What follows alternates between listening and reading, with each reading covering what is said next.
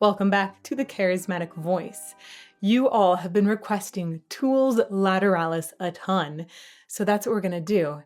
This song is steeped in mathematics. It's based on the Fibonacci sequence, which is essentially a set of numbers where the two numbers before, if you add them together, equal the next number. So if you do 0 plus 1, you get 1. That's the next number. And then if you do 1 plus 1, you get 2. If you do 1 plus 2, you get 3. 2 plus 3 is 5, and so on. It exponentially gets greater. And this sequence is seen everywhere in nature as well. It's seen in spirals. It's closely related to the golden ratio.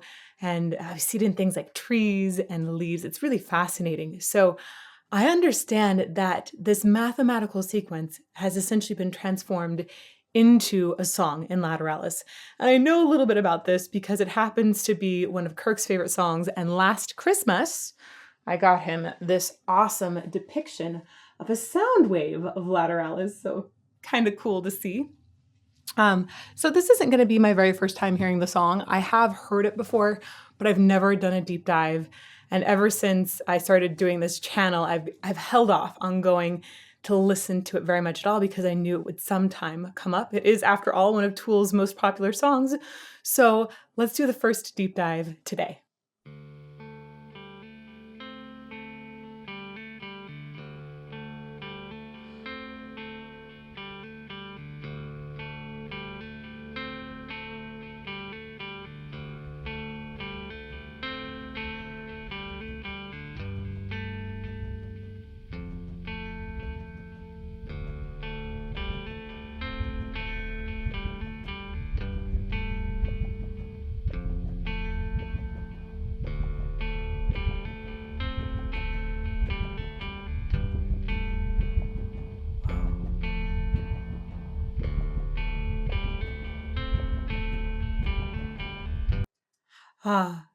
I want to talk a little bit about this crazy sound that's in there. Of course, we have Danny Carey doing percussion in this drums. And for me, he's just a god of percussion. The one time I saw him live, I was just shocked and felt transformed. I came out of the concert thinking about drums in a different way. I'm so curious, especially now that I'm able to listen to this in really good headphones. I think when I've heard it before, it was in a car radio system. So not the best. When you have really good headphones, you hear all of this movement and this percussive noise, which is fascinating. It almost sounds like he's got some sort of material that has a wider fluctuation. So the membrane of that material isn't as tight as you would hear in most drums. And it's so fascinating. At first, it almost sounded almost like a heartbeat. And then I listened more closely and heard that fluctuation in the movement. It's really, really curious to me.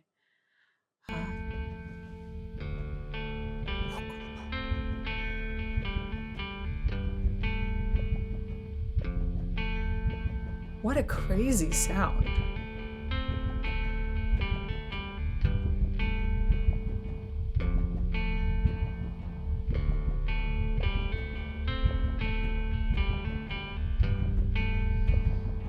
Whoa. And the panning is really interesting here too. Goes.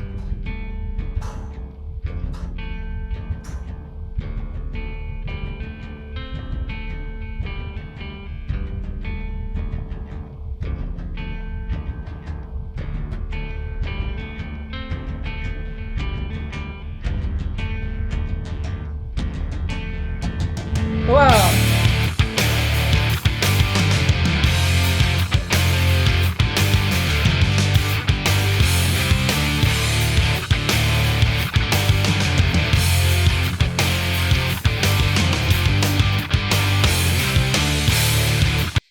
That build was incredible. I'm also really curious about the numbers. I know that the timestamps in this song all have something to do with the Fibonacci sequence as well, which is fascinating to me. So I'm kind of curious how long that build took to see if there's any sort of mathematical meaning that it had. Let's see, so here.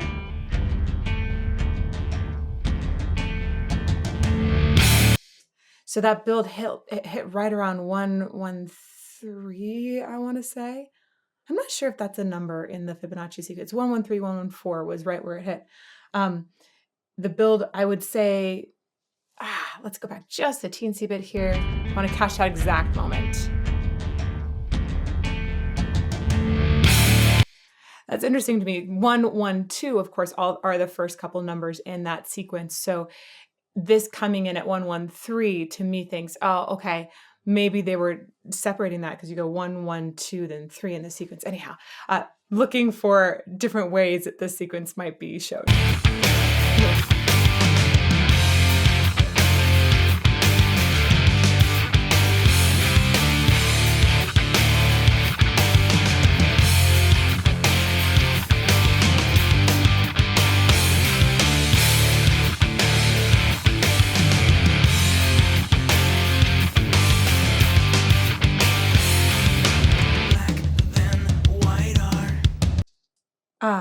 The time signature of this is fascinating. I can't figure it out.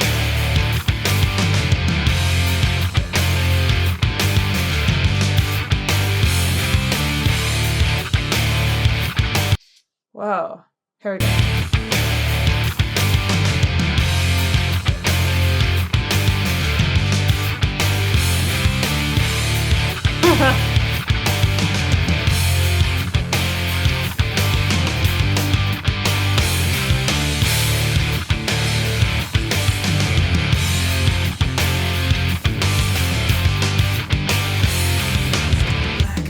Oh, that's cool.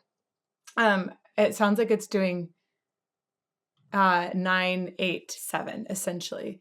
Let's see if I can count that off for you. I might be wrong. 3, 4, 5, 6, 7, 8, 9, 1, 2, 3, 4, 5, 6, 7, 8, 1, 2, 3, 4, 5, 6, 7, 1, 2, 3, 4, 5, 6, 7, 8, 9, 1, 2, 3, 4, 5, 6, 7, 8, 1, 2, 3, 4, 5, 6, 7, 1, 2, 3. That's super cool. So the thing that clued me into that is that underneath you essentially have a subdivision that's working in 3. So when you have that kind of subdivision, you know that the bottom number in your time signature is going to be an 8. And then the weird thing is there's sort of an extra accent that happens.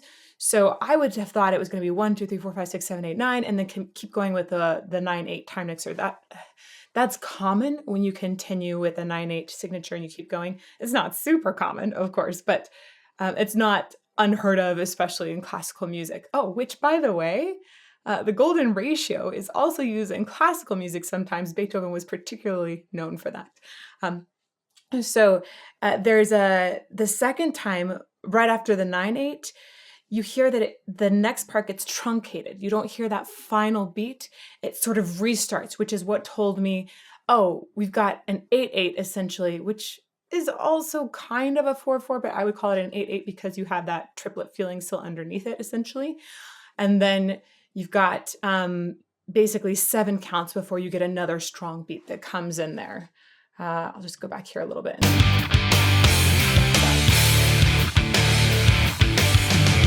1, 2, 3, 4, 5, 6, 7, 8. 1, 2, 3, 4, 5, 6, 7, 1. Oh, that's cool.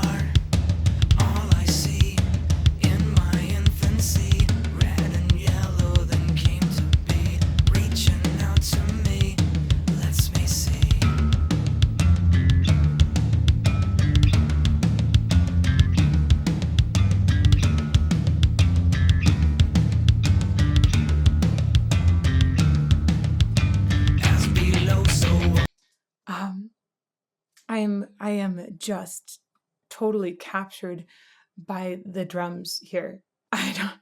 It's so intriguing to me how they've mic'd them, or it's not just the miking, it's how they're mixing the drums. I get this rolling sound that is going back and forth. It's in the toms too, and it's so fascinating. Again, I feel that the way that Danny Carey thinks about drums it exploded my world. So it's so fascinating to hear how it's shifting from side to side. I definitely encourage you, if you haven't ever listened to this on great headphones or in great monitors that have some stereo sound going on so you can hear the different sides of it, definitely do that. This is my first time experiencing that nice immersive effect, and it's really cool. We have a link down below in the description of the video that will link you to some of Sweetwater's gear if you want some recommendations. But honestly, just go grab a pair of headphones, put them on, see what that feels like to you, because it's really, really, really cool. I feel like I'm essentially inside the drum set, or maybe sitting where Danny Carey is. It's an amazing experience. All I see, black then white are all I see in my infancy. Red and yellow then came to be, reaching out to me, lets me see.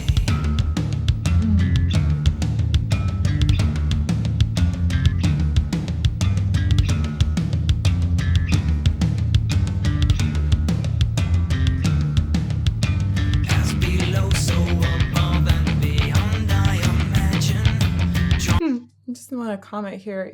You have in that instrumental interlude, I think it's got maybe a 5/8 tempo going, or 5/4, and that number 5 on top, again, one of the ones in the Fibonacci sequence. It's very interesting to hear Maynard's voice and the pauses between phrases. I know that there's supposed to be something to do with how the syllables of his words essentially align with numbers in the Fibonacci sequence as well there. Really cool. I'm listening also too to the production of it. And it's really interesting to me. It sounds like they've got him doubled in a couple of ways. I like the way it's almost soft. It's got an intense whisper-like quality to it, which is very interesting to me too. And I was also finding the lyrics interesting. So many things about this. I feel like the song has a ton of depth. Certainly the compositional process for it must have taken a long time and been extremely intricate. But this idea essentially of black and white and then eventually red and yellow, I think that that comes from, I want to say, Aboriginal tribes. I read about this. Essentially, sort of being exposed to more color as they were exposed to some different cultures. And I think it's so interesting that he says in his infancy, it was just black and white, and then he's growing.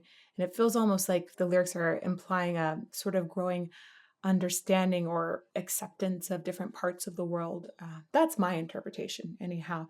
I'll talk a little bit more about that later. I think the lyrics in here have tons of depth to add to all of this mathematical depth as well. Okay, let's keep going. Lets me see. 2, 3, 1, 2, 1, 2, 3, 4, 5, 1, 2, 3, 4, 5, 1, 2, 3, 4, 5. As below, so above and beyond, I imagine. Drawn beyond the lines of reason. Push the envelope, watch it bend. That phrase, push the envelope, watch it bend, again, that really lends itself to me to think that it's a growing and understanding from someone. It's fascinating. Watch it bend.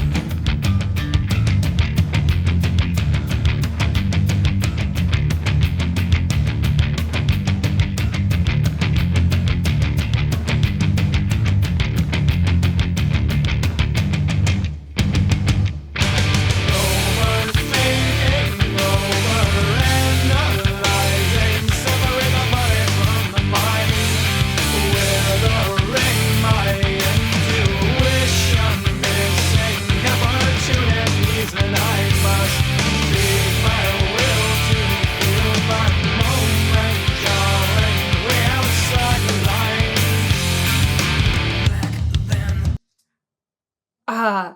Okay, I think this is a part that repeats in this song. This is a part I was like, oh yeah, I think that I've heard that part before. I just want to talk about these lyrics again. I think the Tool's lyrics are fascinating, and they have so much insight and thoughtfulness a lot of times into human nature. It's just it's pretty amazing.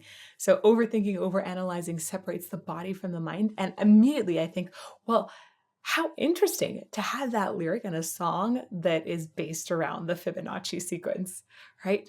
Because uh, I wonder if they were trying to make a point, perhaps that um, what if it is really good to separate the body and the mind and feelings out? What if it's a good idea to draw these things outside of each other and analyze each of them separately, right? The mind is, if you really draw it into math, maybe the emotion isn't there as much, but maybe if you separate it and you say, oh, well, the emotion of this song gives me this feeling, and this part entertains my brain in a really fascinating kind of way. And then if you can take these two things and the math actually increases the emotional impact of the song, what's the relationship between these two? So, of course, over analyzing, it's interesting to me that they say this separates the body from the mind.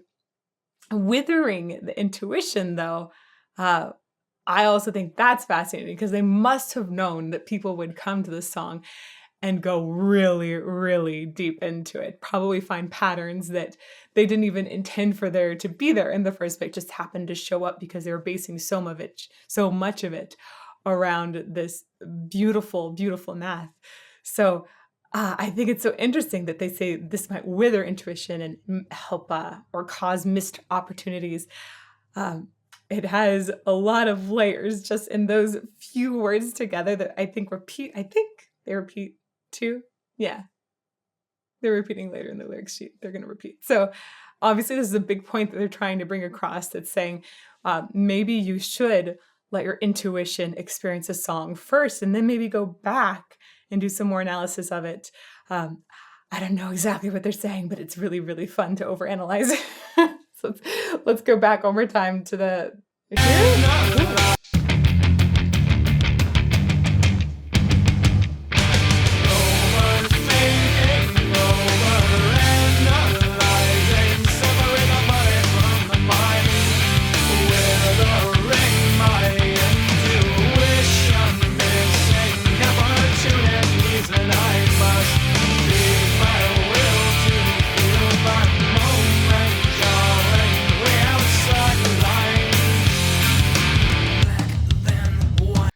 Okay. Additionally, just wanted to point out, it's gone back to that, had that repeating sequence again of a 9-8-8-8-7-8 time signature, right? And then really, really cool. And Maynard actually enhances that feeling of this 1, 2, 3, 4, 5, 6, 7, 8, 9. He does a little schwungy thing with his voice where he'll essentially go up to a note and give you that feeling of lilt that's happening in here. It's a really cool way to add to that time signature and flow.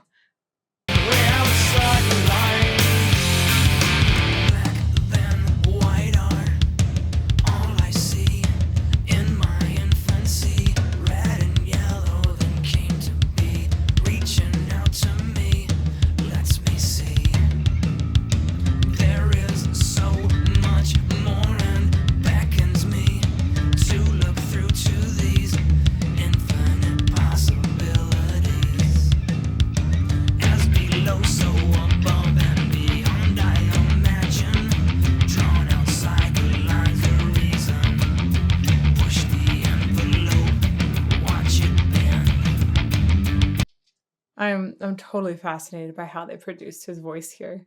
It has so much presence in the sound. Maynard definitely with his voice, it's not super rangy. He's not doing crazy high, low things. It's really about the lyrics here. I think it's really about the syllabification, how these notes are falling in this pattern, and additionally, he's not looking for something that is necessarily pure beauty. He's looking for something that has more intensity, and the way that they produced it as well creates that it's intense and it's personal at the same time, which almost makes it more intense. The sound of him being really close to his mic, that's part of what makes it personal. The sound of the way they have his voice really not just centered, but it's got some panning and they've got it doubled a few times. So you've got layers of him in there saying these things together. It feels like almost like a primal chant in a lot of ways, the way that he's bringing it across. Um, I think that he's such a perfect singer for what Tool does. He's adding it to these incredibly complicated time signatures with his lyrics and providing more depth with the lyrics and able to have such clear pitch at the same time.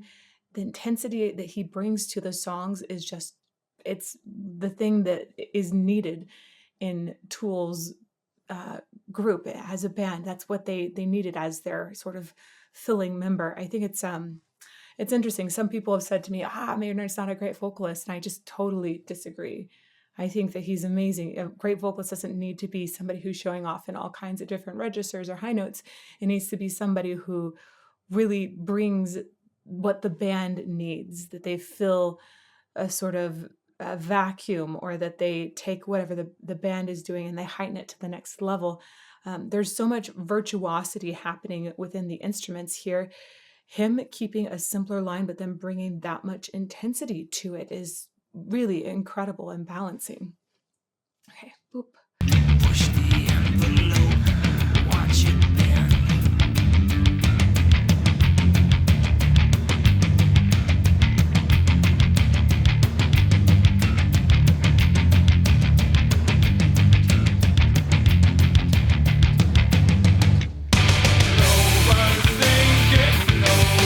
I really dig this sort of 5 time signature that they've got that leads into, I guess, the chorus here. I like it's 1, 2, 3, 1, 2, 1, 2, 3, 1, 2, which the 3 and the 2, again, Fibonacci sequence, they combine to make 5. It has a way of making you want to tumble into something, right? If you have a 1, 2, 3 pattern set up, you want it to finish and continue with 1, 2, 3, 1, 2, 3, 1, 2, 3, 1, 2, 3. We're humans. We like patterns. When you get 1, 2, 3, 1, 2, 1, 2, 3, you feel like, man, I feel like I'm on the verge of something. I really need this to go somewhere. And it's a great way to build up to the chorus.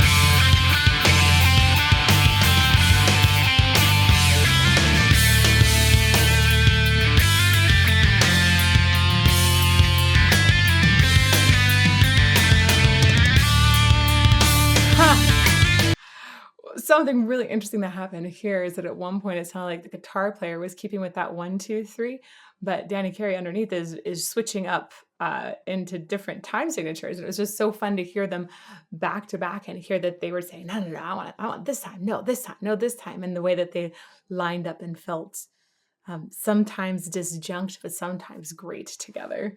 Go back just a little bit.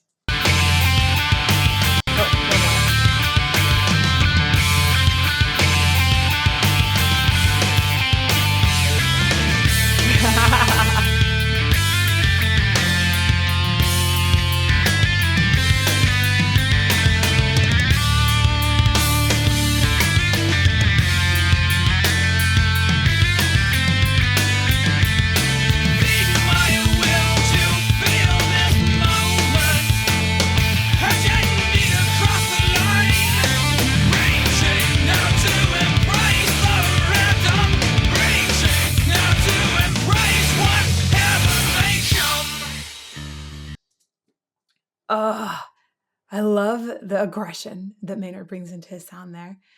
And it doesn't sound to me like it's tearing vocal folds apart. It just sounds like healthily created aggression. I'm also fascinated by how they've mixed his vocals, because all of the instruments here are feeling more aggressive. And so what they've done is they've mixed his vocals a little more within the band. A lot of times vocals are pushed much more forward in a mix, and his are it feels like they're very complemented, and like all of the members are having that kind of aggression that's continuing to echo. It's really, really cool. Okay, let's keep going. Now to embrace whatever So cool.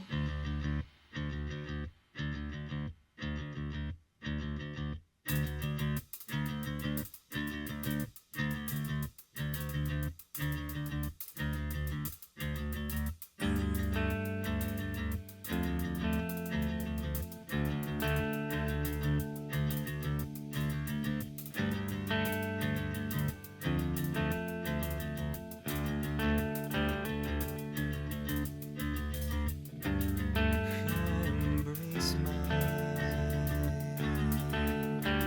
desire to embrace my desire to feel the rhythm, to feel connected in love, to step aside and leap like a widow, feel inspired to fathom the power, to witness the beauty, to bathe in the fountain, to swing on the spiral, to Ah, this part is so hypnotizing. Ah, oh, it's so incredible the smoothness that Maynard's vocals are bringing to the sound now, especially right after that much more aggressive moment.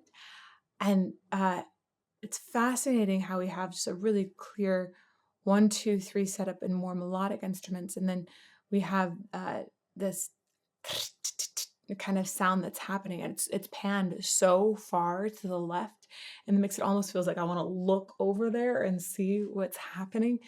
I just think that's fascinating. And then as you have this smoother line, which for me, I lose track of the lyrics. I'm just listening to the smoothness and the way that the sound feels like it's surrounding me and whirling.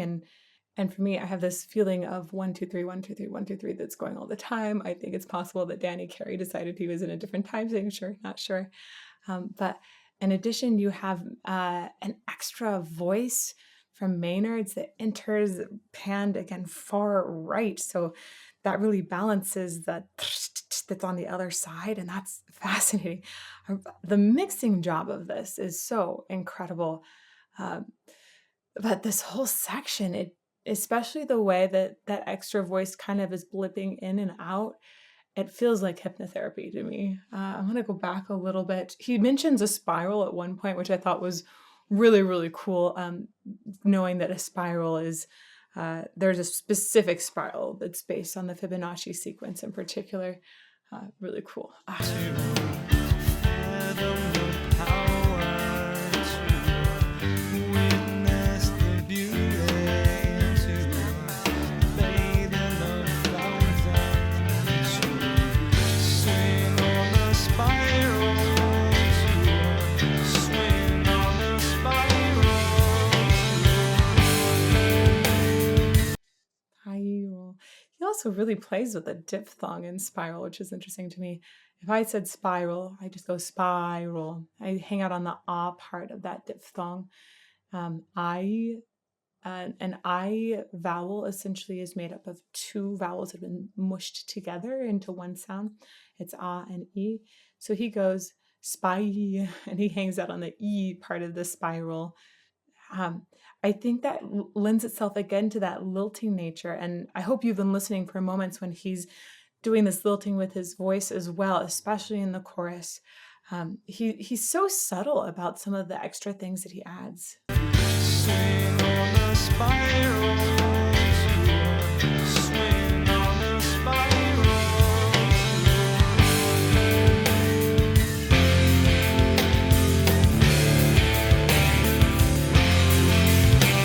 Huh. Swing on the spiral. How a divinity still me a human.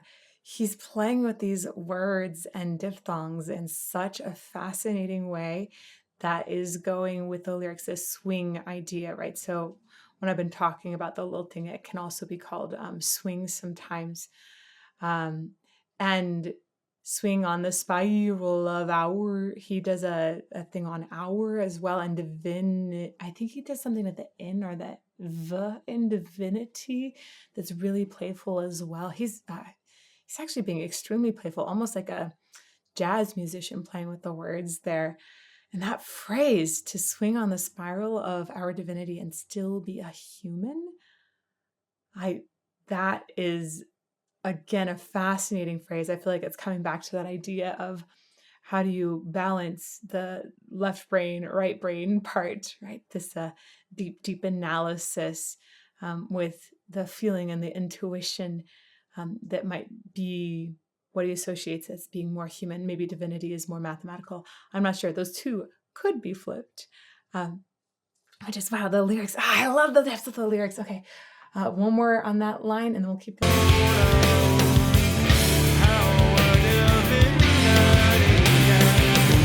Right. Listen to how he plays with those our divinity. It's so playful.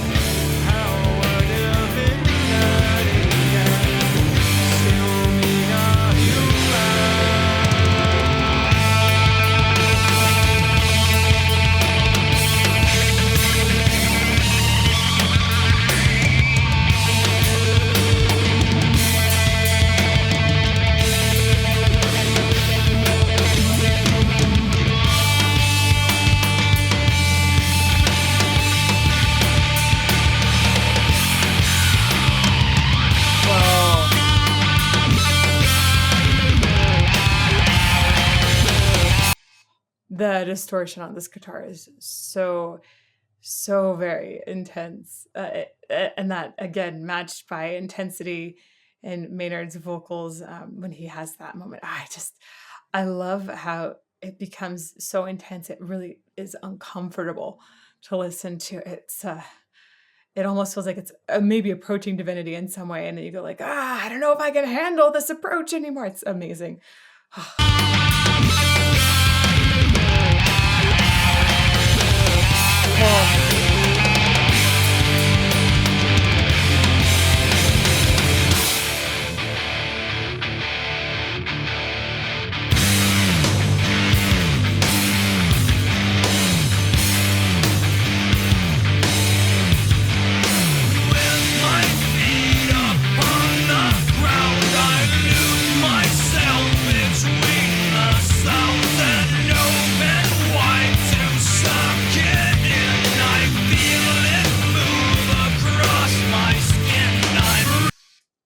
It's crazy the way that section started. It made it feel like one time signature, and then Danny Carey came in and really indicated maybe there's a different time signature underneath here. He switched up where I was feeling the downbeat, and then Maynard also entered into that mix and made me think, oh, okay, maybe it is that one.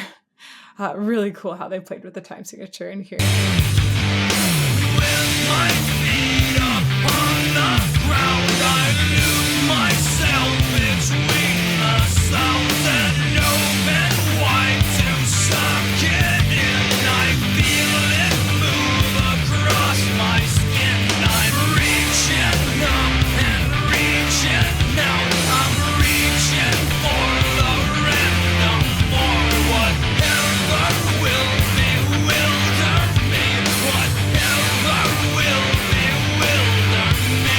And follow our will, and when we may just go where no one's been, we'll ride the spiral to the end. It may just go where no one's been. You really feel that swing that Maynard's accenting no one's been and da da da da da da. He's really leaning into that strongly. And even in the pitches here, I wonder if the interval selection had a Fibonacci inspiration as well.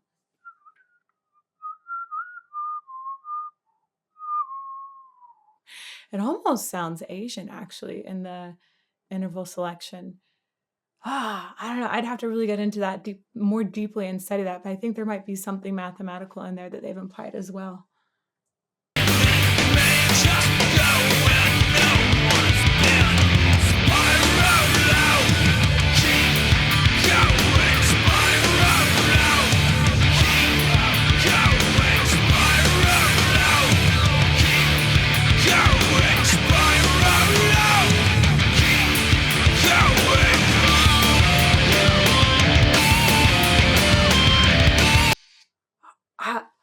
I think this is fascinating. He's saying spiral out, keep going.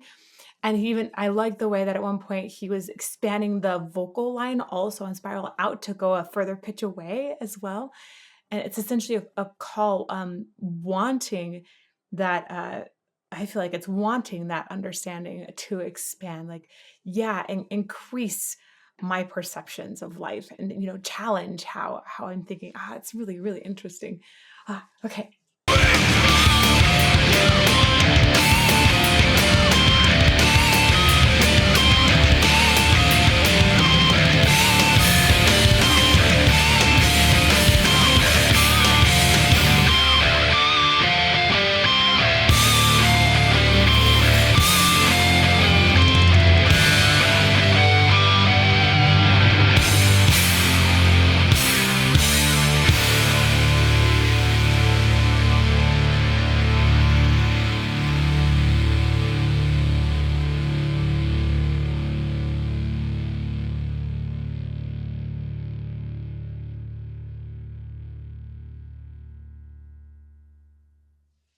Ooh. Man, for some reason I thought the song was gonna keep going there. I felt like the spiraling should continue. And then that last set of sounds, somehow felt, very arcade game at one point, almost like, digital in nature, maybe a sawtooth wave. The way that it panned across and fluctuated even at one point made me think, oh, are we thinking about like matrix kind of thing where the world expands but you see digital numbers? I'm not sure. I'll go back to that, listen to this really cool sound at the end.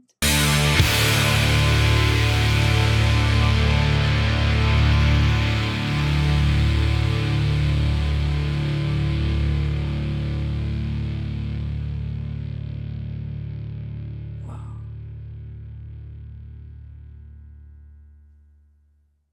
That fade and how different things even faded in there was amazing. I am sure there is so much more in this song that has to do with the Fibonacci sequence. And I feel like this is just a very, very topical first deep dive.